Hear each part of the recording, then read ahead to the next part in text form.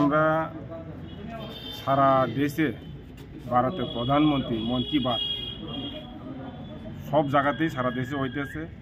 তো ওই জায়গাতেই আমরা আজকে বংশীবাড়ি নোয়া বাড়িতে আমরা মন কি বাতের প্রোগ্রাম অংশগ্রহণ করার জন্য গেছিলাম।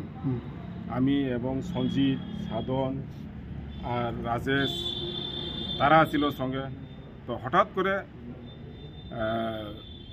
ওইখান থেকে লোকেল পাণ্ডব তার নেতৃত্বে এবং প্রণব, সুরজিৎ তারা হঠাৎ করে আমাদের উপর হামলা করে।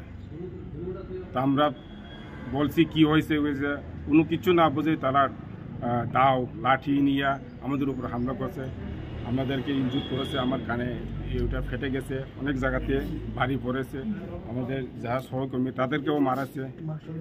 আমি ওইটাই বলতে চাই যে দেশের প্রধানমন্ত্রী মানুষের সঙ্গে সম্পর্ক রাখার জন্য মন কি বাত প্রোগ্রামটা করছে, সবাই দেশের লোক দেখছে। তো এটা রাষ্ট্রবিরোধীর কাজ হচ্ছে। কেন তারা এইভাবে যে আমাদের উপর হামলা করো, আমরা প্রশাসনের থেকে ওটা সুস্থ বিচার চাই। যারা আক্রমণ করেছে তাদের কি কোনো রাজনৈতিক পরিচয় আছে? ওইটা এখনো আমরা জানি না তারা কোন রাষ্ট্রের সঙ্গে কোন পার্টির সঙ্গে যুক্ত, কিন্তু আমরা তাদেরকে চিনি আমরা ব্যক্তিগতভাবে। তারা কি স্থানীয় লোক? বংশীবাড়িতেই। বংশীবাড়ি। আপনার নামটা? কানুরাজ দেববর্মা। আপনি কি দায়িত্বে আছেন? আমি জেলা সভাপতি জনজাতি মোর্চা সিপাহী জেলা।